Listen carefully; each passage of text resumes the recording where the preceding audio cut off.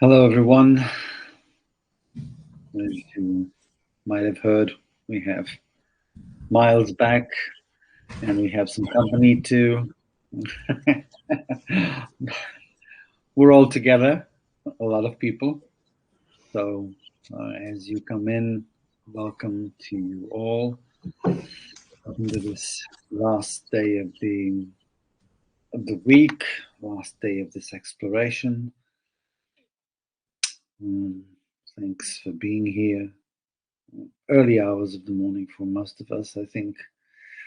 Anyway, we'll be here for another hour today exploring the theme of fear, courage, and surrender on the path of the spiritual warrior. Um, Quick words. You know that you can ask your questions in the chat box at the end of the session. Please write question on capital letters so we can know that there is a question mixed amongst all good things that you write in the chat. Last thing is also, well, not last thing, but one of the things I need to speak about also is Dana. I have pinned the Dana link on top of the chat. So today is Friday. Usually Martin says that Friday is Dana drum day. I'm not gonna bang the drums, but I'll just let you know that, we really appreciate your Dana, your donations. It's what makes us keep on coming all these mornings, all the Saturdays, all the Sundays, all the days actually. That this takes a lot of work behind the scenes, and yeah, it's fantastic to see this really cohesive sangha thriving and practicing together, which is actually what it's all about. So this is freely offered, not free of cost. Whatever you can give is pretty much welcome, shared with the teacher. If you can't donate, it's all good. We're all here to support each other. So please feel free to do as your heart says. I just want to just give a last little word about Miles' week, which was, I speak for myself, but I think I can speak from what I've seen through the week. A very, very, very important week of practice to me. I'm really sorry we just have 1 hour, which is not a complete hour, to explore this, because there will be massive things to ask about, to explore. I would love to see more hot seats. We can't do that, but we can have Miles back in a few weeks for a day of practice. So I'll let you have the link, and please feel free to engage in that. Miles also has a lot of stuff on his webpage. I will have you have his webpage, but he will talk a little about that at the end of the session. For the time being, let's dive into our practice. Again, thank you for your presence. Thank you for your practice. Have a good week and a good week ahead. Thank you all. Thank you, George, and thanks for all your support. And welcome, everybody. It's good to be here with you once again today. As you may have heard me say, I didn't realize it was a hot mic, that I'm actually, my youngest, my 6-year-old daughter is home from school today, and she's not home because her mom is busy. So I brought her here with me, and she's sitting right over there. Seems to be content with some strawberries and her favorite show about unicorns. So hopefully she'll allow us to to practice. But if there's an occasional interruption, I just ask for your patience and understanding. Oh, the life of a householder. That's how it is, and that's how our especially for those who are ensconced in kind of living in the daily life, which I'm assuming it's most of us, if not right now, certainly at some point in our lives, most of our lives. These things come up, and our practice has to expand to all aspects of our life. So here we are. Terra Incognita. Terra Incognita. I wish we had sometimes I'd like to be able to kind of, if it was a Zoom format, I could ask people to jump on and just kind of say what you think, what this word means to you, if you heard this word before, and if you know what it means. Of course, it's Latin, I believe. What does it mean to you, Terra Incognita? You can write it in the chat, because this is really, it's a beautiful metaphor for what is actually happening in our practice.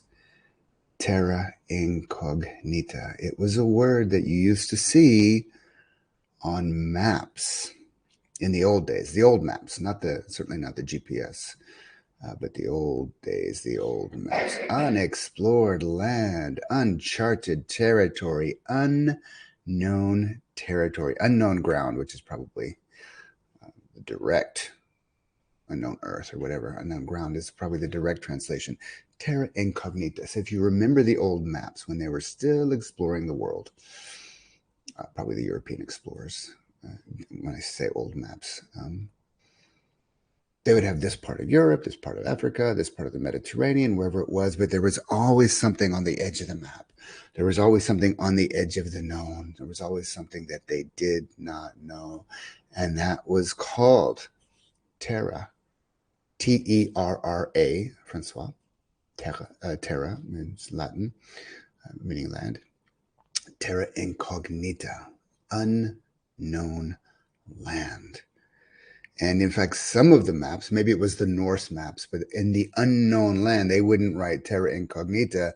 They would write something far more terrifying, far more scary, far more fearful. And Catherine wrote it down. They would write the phrase, "Here be dragons, here be dragons." Thank you for posting this map. Beautiful. Thanks, George. There be dragons. Oh my God. If you go beyond the known, and if you go into the unknown, there be dragons and lions and tigers and bears. Oh my. And what a wonderful metaphor for us to introduce here at the end of our 5 days of looking at fear, courage, and surrender on the path of the spiritual warrior. Because even though those were physical maps around physical territories, known lands and unknown lands where there be dragons, as in the external world, so too in the internal world. Our practice, this really, really exquisitely simple practice, simple, not easy, but simple practice of mindfulness-based meditation will always take us to the frontier of consciousness. It will also always take us to the frontier of our psyche. And it will always take us to the place where we meet Terra Incognita. It will always take us to that place where there be dragons. This is the leading edge of our practice. It doesn't matter if you're a beginner or an intermediate practitioner or a lifelong practitioner. You have a mature practice. It's always going to take us into Terra Incognita. The difference between a beginner and somebody who has a more mature practice is that a more mature meditator is oriented towards Terra Incognita, is oriented towards those areas where there be dragons. And why? Because that's our leading edge. That's our growing pain.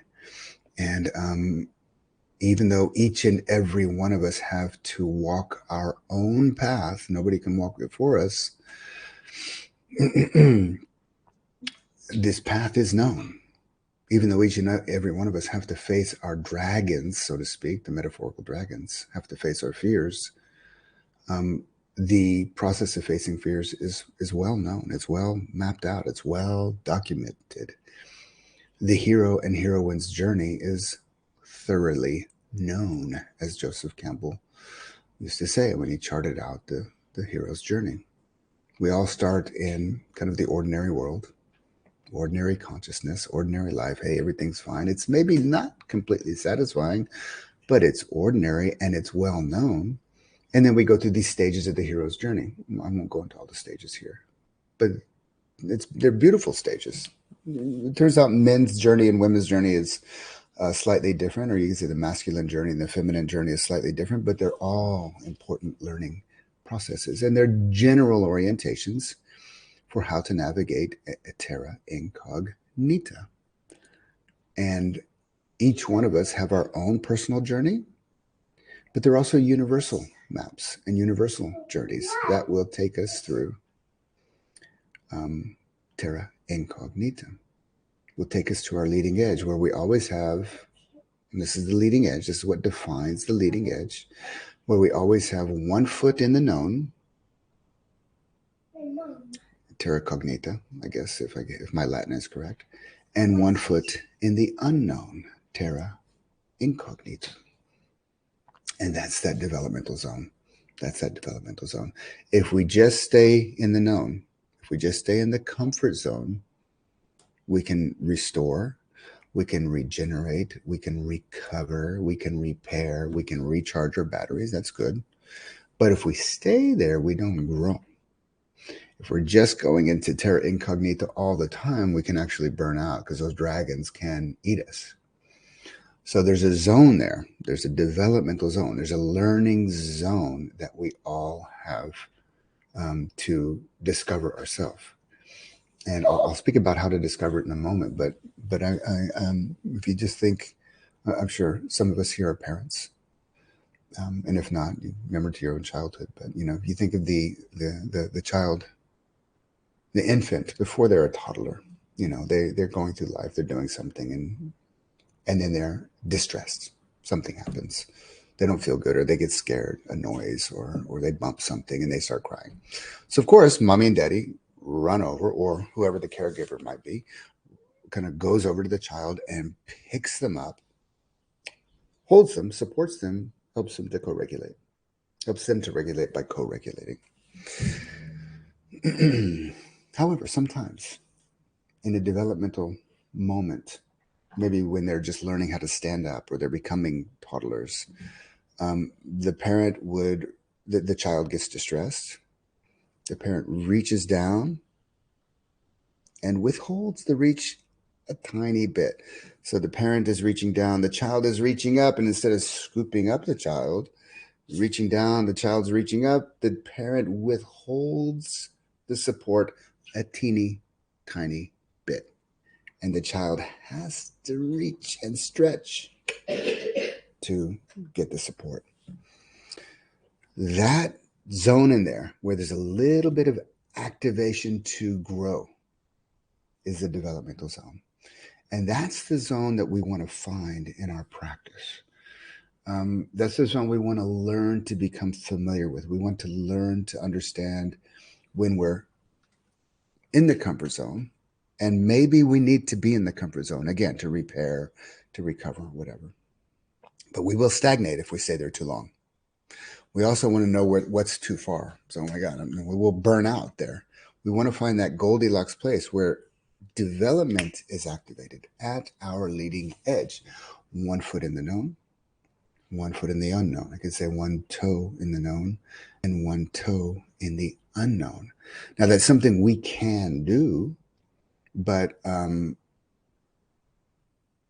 it's often, because of the unknown aspect to it, it's always going to be something that we have to discover. And again, I'm going to bring this back to our core practice.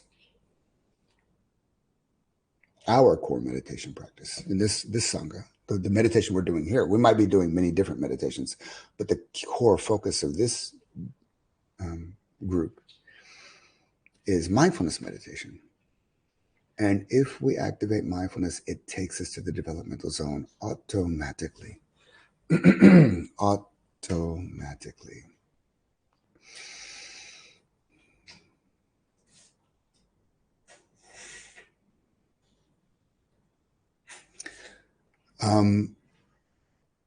So since we're looking at fear, courage, and surrender on the path of the spiritual warrior, I'm going to speak a little bit about the courage and surrender, because it is necessary that when we're facing excuse me, when we're entering into unknown territory, Terra Incognita, we need some courage. The fear will come up. It's almost always constantly going to be there. But we also need to learn how to surrender.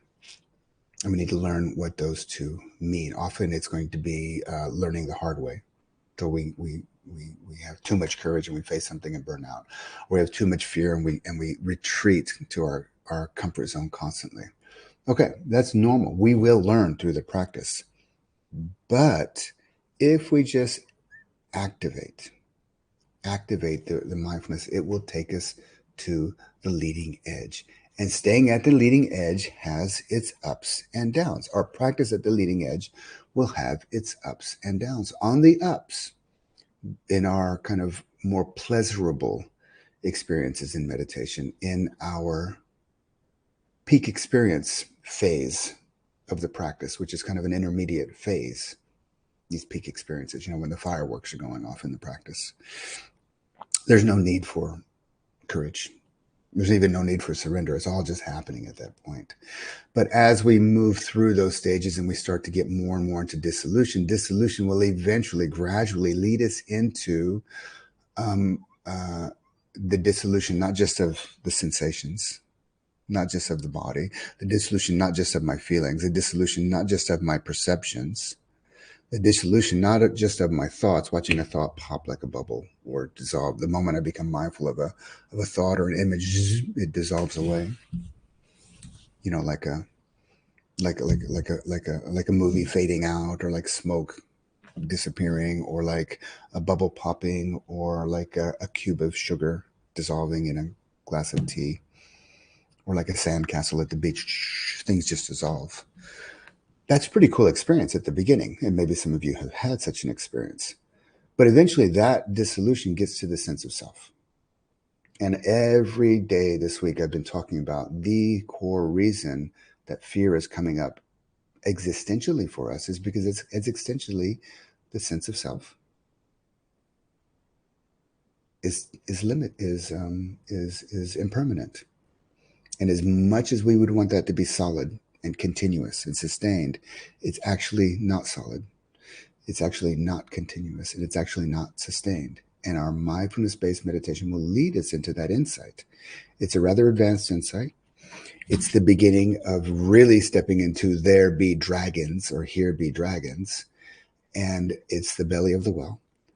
It's called Bhayanyana, the insight knowledge of fear. It is the one and only wholesome type of fear. All other fears are considered unwholesome just because there's always a little bit of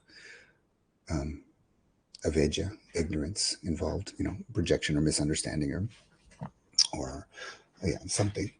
But this is considered the one type of wholesome fear because it is fearful of what is happening at the most basic level of truth. That the sense of self, that means me, that means you, that means everything that we see at its most fundamental level is impermanent. And that leads us into what's called the dukkha stages. And these stages are comparable to the dark night of the soul. Now we have, all of us, perhaps you've had, dark nights of the soul in your life, maybe even right now. God bless you. We go through these things in life. Sometimes only once, thank God. Sometimes regularly. Whatever the case may be, we will also go through this in our spiritual practice. Our spiritual practice will lead us there. It is inevitable that our spiritual practice, that mindfulness-based meditation, will lead you into Terra Incognita, will lead you into here be dragons. And that's the bitter medicine. There's a lot of sweet medicine in Buddhism, but this is the bitter medicine. And it's a bitter medicine that has a sweet result. It leads you into, and it leads you through, and it leads you towards liberation, and ultimately gaining the path of the practice. But the path, just like in the hero's journey, the path to transformation, renewal, coming back and giving your gifts to the world, goes through the belly of the whale. It goes down. It goes through the dark night of the soul. It goes through some more or less levels of ego death, because our ego is really holding on. Our sense of self is really gripping, grasping, and clinging firmly to this existence. That has to, and it just happens naturally. That gets kind of released through the process, through the dark night of the soul. And the first and foremost insight, intuitive wisdom that arises is bayanyana, the insight knowledge of fear. Why is there fear? Because suddenly the solid ground that the sense of self is standing on dissolves. So now, this is a rather advanced stage of the practice. Something beginners don't really, experience. If you experience it too soon, it can be kind of really destabilizing. If your practice gradually develops to that point, you've got a lot of faith and a lot of mindfulness, a lot of concentration, a lot of, in a way, also wisdom to contain it. Especially if you have support and good guidance, you will pass through it relatively smoothly. But the point is that it's inevitable. Like in Star Trek with the Borg, it is inevitable. No, I guess that was resistance is futile. Sorry, I'm a bit of a nerd. But it is inevitable that our practice will lead us through that. And but again, it's bitter medicine, but it is a liberating truth, because it will lead us into it, it'll lead us through it, and it'll lead us beyond in our own personal hero's journey. That is the path towards liberation. And it's a beautiful truth. When the mind assimilates it, we move through. And then fear becomes something very, very, very, very different. We start to be able to distinguish between what is fear in a relative sense and what is worthy of being fearful. Like my daughter, she's okay. She's a little sick, but she's okay. But of course, I'm fearful for their health and happiness and well-being. Oh my God. But it's also relative. Even though it's very personal, I'm going to hold on to that one. It's there. So, 3 phases for looking at our practice that will lead us through. Phase number 1. This is where we get to the practical experience. The how we do our practice, or how our practice happens. There's 3 phases of knowing experience. Number 1, you know what it is. It's the breath, it's a sensation, it's a thought, it's a feeling. Number 2, you know the deeper qualities and characteristics. So right now my hand is coming in to the picture. Okay, it's a hand. In fact, you could say it's a fist. But if you look at it, you'll know the deeper qualities and characteristics. It has colors, it has pinkness and whiteness. It has a certain tension. I'm kind of squeezing a little bit. And then as you continue to observe it, this is the 3rd phase, you'll notice what happens. And now it's loosening up. Now the color is probably changing. There's more space between the fingers, etc. This is what's happening in our practice all the time. This is what leads us down the path. This is what leads us naturally from the known to Terra Incognita. We know what the experience is. We know its deeper qualities and characteristics. And as we continue to observe, we know what happens. So let's do this right now. Okay. Finding a comfortable position and bringing a certain attention and energy to your posture. We'll start with the body, checking in with the body. And once again, whatever the dominant sensation or characteristic in the body is there, it will probably just jump to your mind. And as it does, know it for what it is, know the experience, an itch, a tension, a pleasant feeling, an unpleasant feeling, etc. Feet on the ground, the temperature, whatever it might be. Know as you continue to observe that experience moment by moment with mindfulness, know the deeper qualities and characteristics. You'll start to know more about it quite naturally.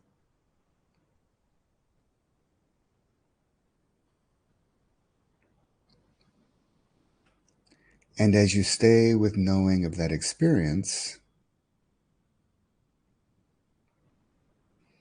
you will notice what happens to it. It might linger the same for a while. It might become more intense. It might become less intense. It might just subtly start to change. It may even disappear.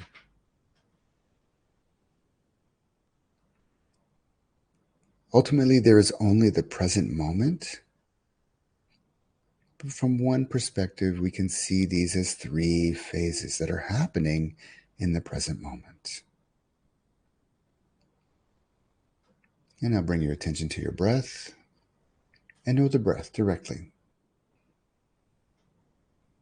You're breathing in, know you're breathing in. If you're breathing out, know you're breathing out.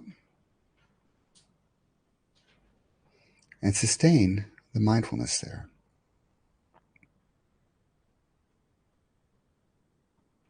And with sustained awareness, you will know more. You will know if it's a long breath or if it's a short breath. You'll know if it's tight or loose. You'll know if it's smooth or choppy or fluctuating. You'll know if there's tension or release. You'll know if it comes to a stop and pauses, or you'll know if it just turns around and goes right to the other breath.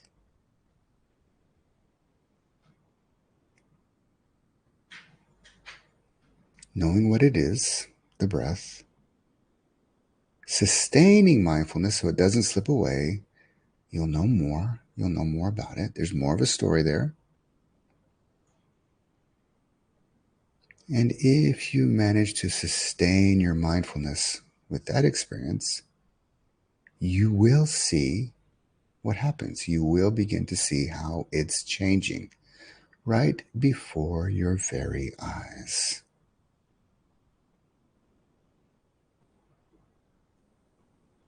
And remember that each one of these three phases, there is a strong tendency of the mind to slip away and think or plan or reflect or whatever the mind does. No problem. Notice that, be mindful of it, know its qualities and characteristics. And when you're ready, just come back to the breath. The breath is your home base. The breath is where you're going to discover the power of these three phases, of staying in these three phases, of sustaining your mindfulness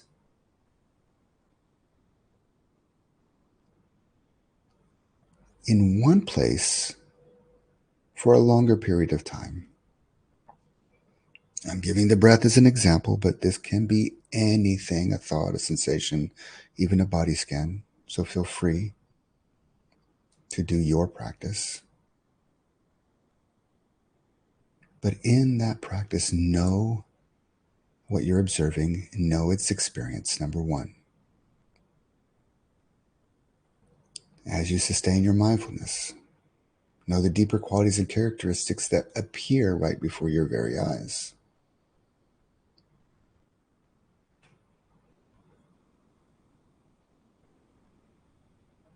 And as you sustain your mindfulness further, know what happens to the experience. Rinse and repeat with each breath in each moment, moment by moment, breath by breath.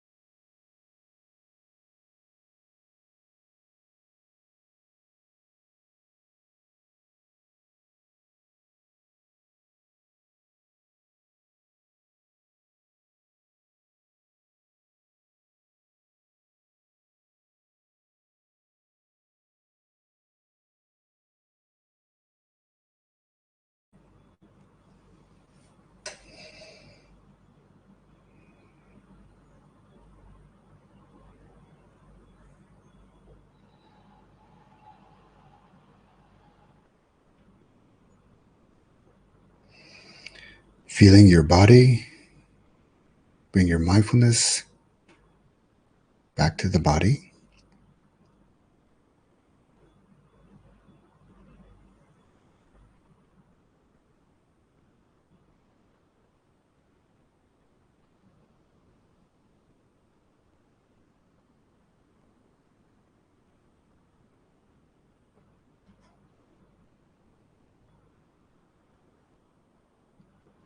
Feeling your breath, bring your mindfulness back to the breath.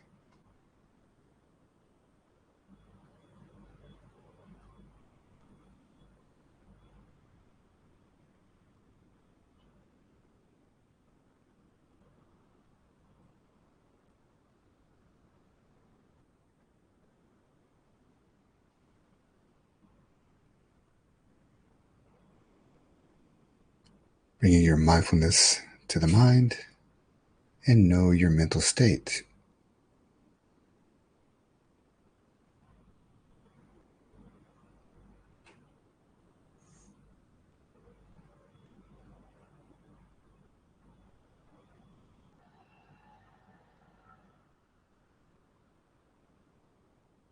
And with choiceless awareness, knowing your experience in either the mind or the body,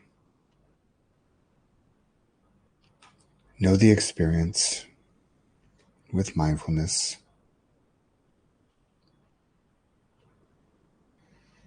Know the deeper quality and characteristics that naturally arise to the mind with mindfulness.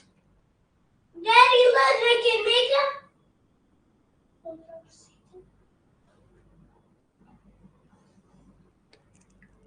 And knowing what happens to the phenomena you're observing, the experience, with sustained mindfulness.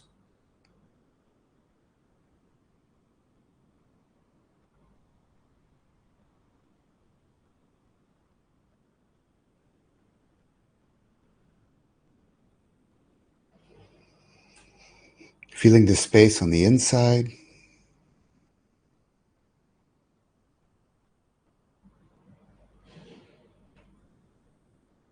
And as you slowly open your eyes coming out of the meditation, feel the space on the outside.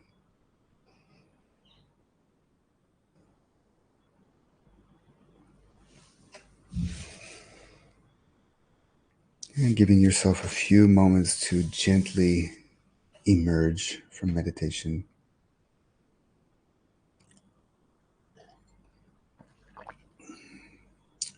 Cultivating the mindfulness.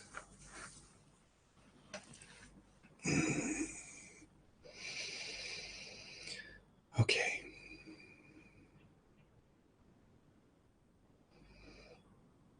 Oh, there's a question, Joanne. Great.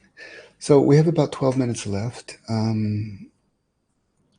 I did see before Joanne wrote, I guess somebody wrote something before the, could someone write down the word by Anyana? I'll write it here. This was before our meditation. This is the insight knowledge of fear. Oh, yeah. There it goes. Okay. Say a little bit more of that just at the end here. But let's go ahead and go into our questions. So, Joanne, hi, Joanne. I don't know if everybody remembers, but Joanne joined me on the hot seat the other day. So that was great, Joanne. Thank you. So she asks, when you say bring your mindfulness back to the body at the end, where have you been? Well, yeah, it's just a reminder. When I say that, it's just a reminder in case towards the end of the meditation, just in case somebody has drifted. If you're already mindful of the body, then there's nothing to bring back to. Yeah. So that was just. I suppose my intention there is to help people have a more kind of mindful moment, a mindful at the end of their meditation to be grounded mindfully in the body, be grounded mindfully in the mind. So that was my intention, and it was just meant to be really a reminder. And you say, I am already in the body. Thank you so much for this week. Yeah, that's great, Joanna. Yeah, so if you're already there, like my teacher used to say, know the experience and know it more. Now, that doesn't mean to go looking for more. That means if you just stay with an experience and you're able to sustain, that sustained mindfulness, then more will appear. More characteristics will appear, or it might change, or it might dissolve, or it might disappear, it might transform somewhere. Great. So Jane has a question. Yeah, Jane wants to come on screen. So George, are you there? I don't know how to, let me see. Again, I don't know this text so well. So if George could bring Jane onto the screen, Jane Hara, she wanted to come on the screen and ask a question. There she is. Hi, Jane. Just open your mic and if you feel okay opening the camera, perfect. Yep. You have to open your mic, Jane. Or maybe George can help you with that.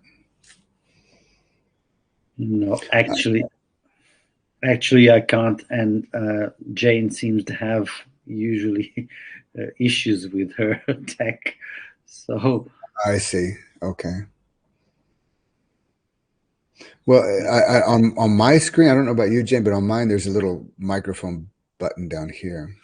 Oh, you're trying. Okay. Yeah. Sorry about that, Jane. but it's something with I think it's with the updating of the software. Okay. But we've been gone through that. So Jane, you might have to type your question if you can't open them. Okay. In the meantime, I will read a reflection from Heidi. She says that it feels like many threads have come together this week for me. This guidance is so valuable. I'm very happy to hear that. Part of me feels I'm finally learned how to meditate effectively. Excuse me. I finally learned how to meditate effectively, or that I know better what it is I'm doing. I'm very happy to hear that, Heidi. Yeah, and it's so good to see different teachers, because sometimes a different teacher will just say something that a former teacher or that a previous teacher had already said, but for some reason the coin drops in that case, or maybe they have a different take on the meditation and different take on the meditation practice. I come out of the Mahasi tradition, so a lot of what I'm teaching is really the Mahasi method, but it's just another school. It's not better or worse than any other schools. Plus, I bring a lot of my Aikido experience and my integral experience and my lifetime experience. So, anyways, if all of that was helpful for you in learning to be more effective in your practice, I'm happy to hear that. Okay, Heidi has a question, then I'll go to Clive. Heidi says, when you say to know your mental state, can you give some examples? Sure. It's similar to the question that Joanna asked. So at the end, this is just kind of not always, but I often end a meditation to help people ground back in to the moment. I say, feel the body, because the body is physical, so we can feel the sensations there. I'll also say, feel the breath. I'll say, being mindful of the body, feel the body. Being mindful of the breath, feel the breath. Being mindful of the mind, now you can't feel the mind, because there's no physical feeling there, although you could say it's pleasant, unpleasant, or neutral. So then I shift to more of a kind of from a feeling term to a knowing term. And knowing the mental state, I could say feel the mind. For me, it seems a little better to say know the mind, although I have no problem if other people prefer to feel the mind. And when I say know the mental state, well, just right now, Heidi, maybe you can write this down. What's your mental state like? Right now, the first thing that comes to my mind is I'm focused. My mind is relatively quiet. I'm mindful. Now, these are rather, positive qualities. I could say I'm worried, about my daughter being sick, but to be honest, it's not there. But if there was worry coming up, that would be part of my mental state. It could be happy, it could be sad, it could be equanimous, it could be concentrated, it could be radiating loving kindness, it could be joyful, whatever the mental state is. Okay, I hope that's helpful.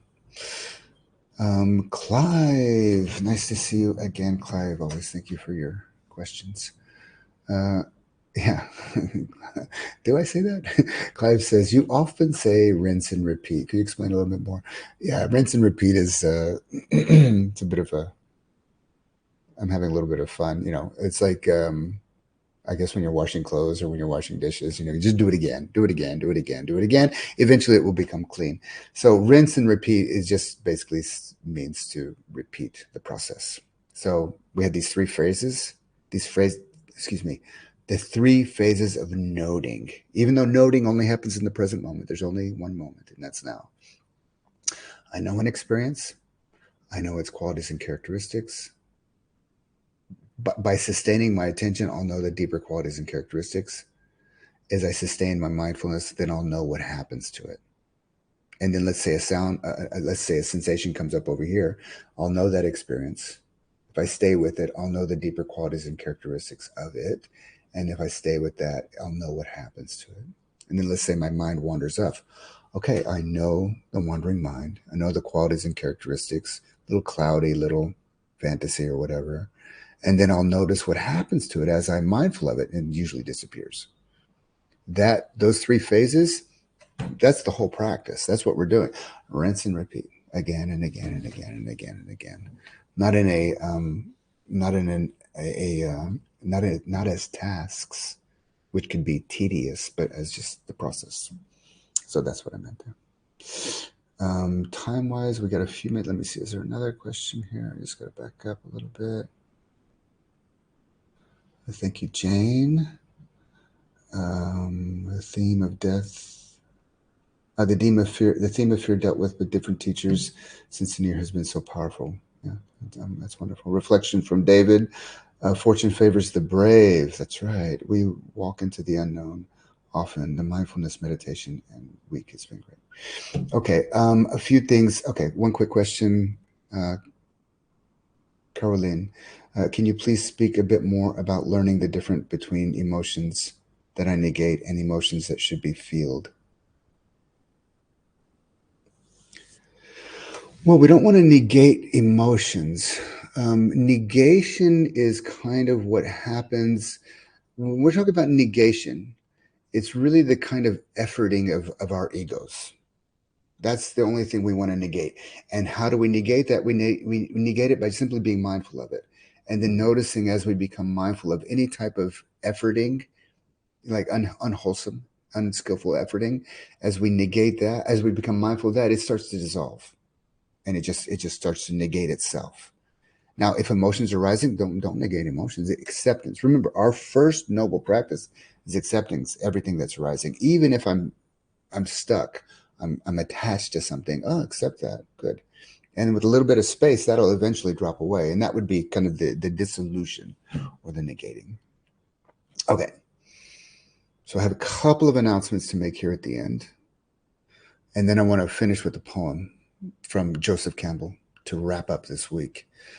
As George mentioned, I'll be doing a day of practice. Let me just pull it up for a second. A day of practice with Song Alive on, one moment, please, on March 2nd. And we're going to be looking at the three transformative keys to your practice. And that is none other than the three universal characteristics of anicca, dukkha, and anatta. So it'll be a day of practice, March 2nd. Please join me for that. It's Sunday. And also, I'm teaching a workshop in a few days, an online workshop, not with Sangha Live. George has agreed that I could mention it here at the end of this week. It's called The Progress of Insight. And The Progress of Insight, the inner map of meditation. And if anybody is interested in learning a little bit more about these inner maps, it's going to be a 3-hour online workshop. You're very welcome to join me for that. I just put the link in the chat. You can also reach out to me personally. And by the way, follow me on Instagram. I put teachings out there regularly. Also on Facebook, you can find me at Miles Kessler in those formats. Okay.